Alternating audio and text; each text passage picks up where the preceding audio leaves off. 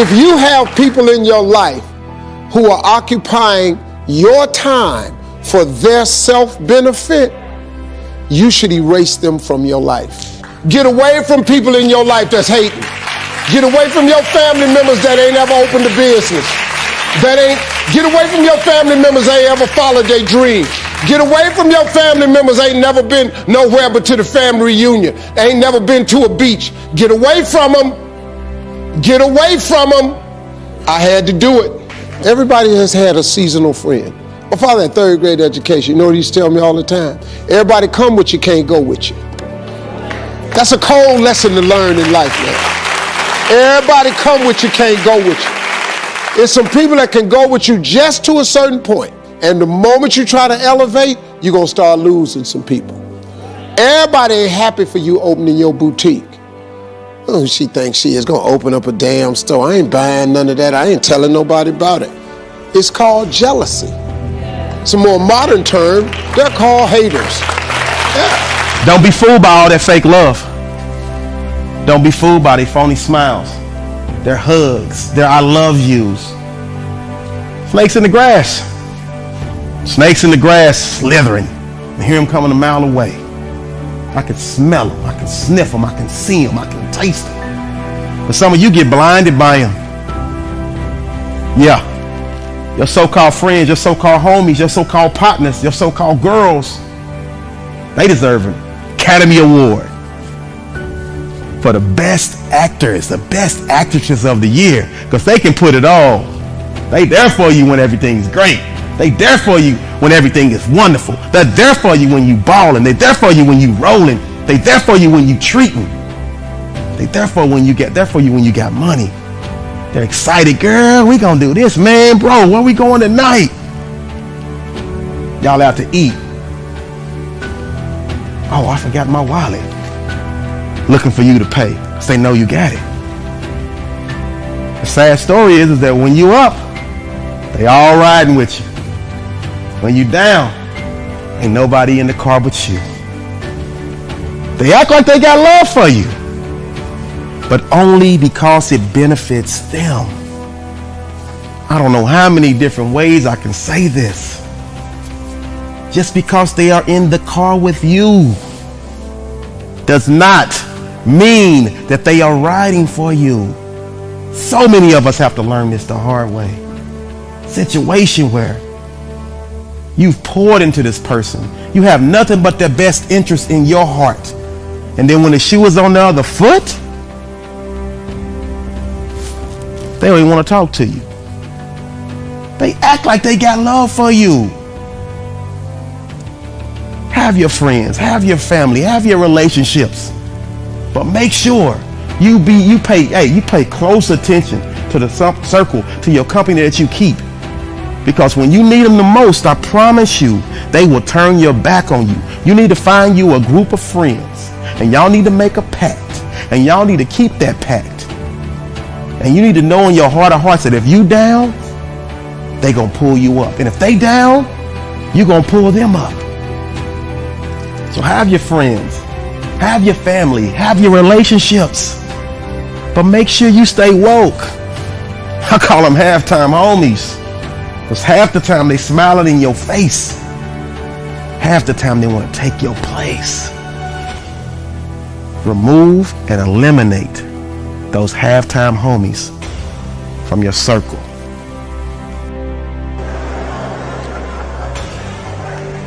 They are for what you are for. They are your constituents. And as long as you are for what they are for, they will walk with you and work with you and labor with you, but never think that they are for you. They are for what you are for. And you have to know that, because if they meet somebody else that will further their agenda, they will leave you and hook up with them, because they were never for you. They were just for what you were for. They are your constituents. And throughout your life, if you're not careful, particularly if you're broken, you will mistake your constituents for your confidants. And you will think that they are for you when they are really not for you. They are just for what you are for. And by the time you get through falling in love with them, they will break your heart as they hook up with somebody else who is for what you are for, because it was never about you anyway. It was about the causes that you represent. They are for what you are for, but they are not for you. Here's how you know if someone's your friend. A, you can tell them bad news, and they'll listen. They won't tell you why, you're stupid and why that bad thing happened to you and how something worse happened to them once and, derail the whole conversation. You can actually tell them bad news and they'll listen. So that's a good thing. And then this is a weirder thing. You can tell them good news and they'll help you celebrate. And that's a really good way of deciding who you should have around you. Because if you have someone around you, something good happens to you and you're kind of afraid to even admit it because, God, something good happened to you. It's like, you let that be known and it'll certainly be taken away. So, you come out and you sort of tell someone half-heartedly that something good happened to you and they give you a whack and then talk about, the great thing that happened to them 3 years ago. Or worse, the great thing that happened to someone that they knew 3 years ago.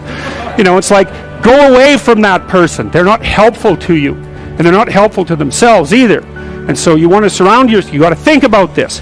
You got to surround yourself with people who want the best for the best part of you. You can hang around with weasels and losers that are trying to pull you down to justify the fact that they're spiraling downhill as well. And the upside of that is you don't have to have any responsibility, and you can all whine about how wretched life is, so that's pretty attractive. But I would say it's also a bad medium to long-term plan.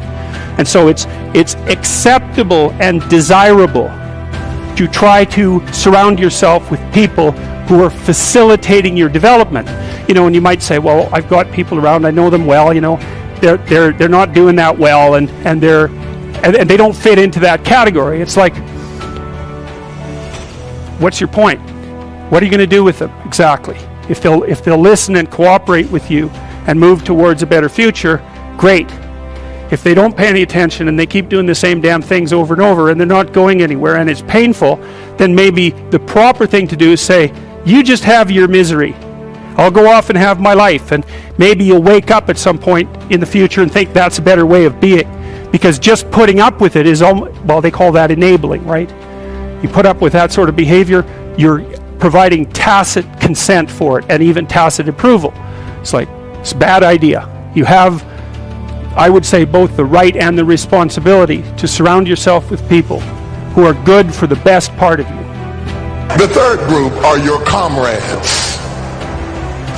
These people are not for you, nor are they for what you are for. It is just that they are against what you are against. And the comrades will make strange bedfellows. This will cause people to come together who are not for you, and they are not for what you are for, but they are against what you are against. And they will team up with you to help fight a greater enemy. But don't be confused by their associations. They will only be with you until the victory is accomplished. These people are like scaffolding. They come into your life to fulfill a purpose. And when the purpose is complete, the scaffolding is removed. But don't be upset when they are removed, because the building always remains when the scaffolding is removed. What I'm saying to you, my brothers and sisters, expect the constituents and the comrades to leave you and desert you after a while.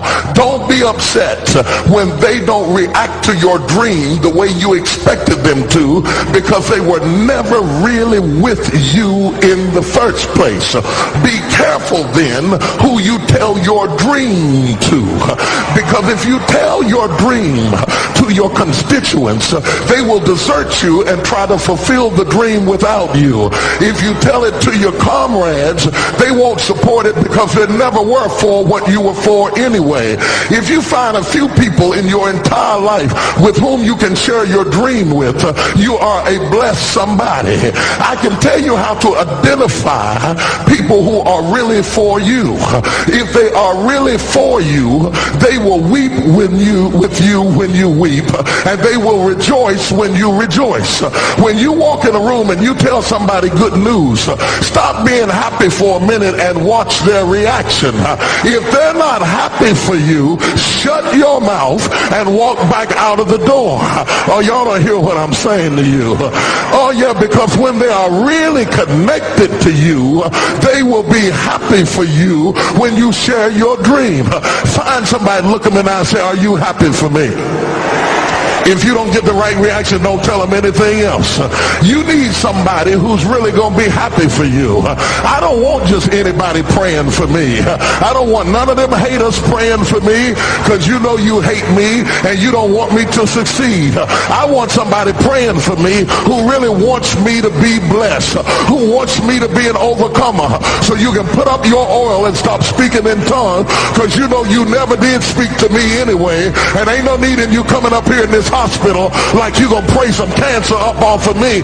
I'd rather have somebody who really loves me lay across the bed and rebuke the devil. And God is so faithful, he'll always give you somebody. Oh, if he ever sent anybody into your life to help you, you ought to just clap your hands and thank him for the people he sent. Don't worry about the people he took. You ought to praise him for the people he sent.